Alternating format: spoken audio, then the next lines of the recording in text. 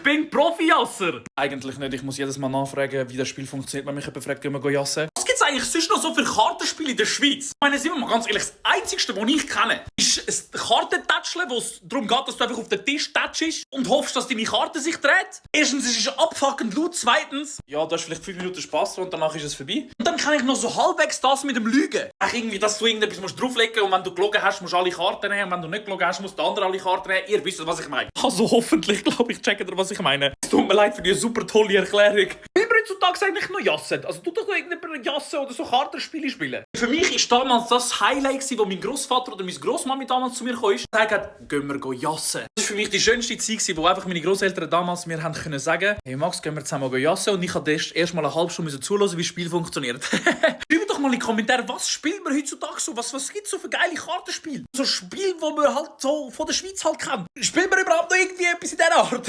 Schreibt mal in die Kommentare, was ist euer Lieblingskartenspiel oder so Brettspiel oder so? Ich bin ja ehrlich, Monopoly on top. Boah, nichts gehasst, wenn ich auf jemandem sein Haus gekommen bin, Alter, und das ist schon Max upgraded gewesen. Ich habe mich einfach geweigert, nie die 1000 Stutz zu zahlen. Vergiss den Fisch, nein, gib mich nicht. Wer bist du?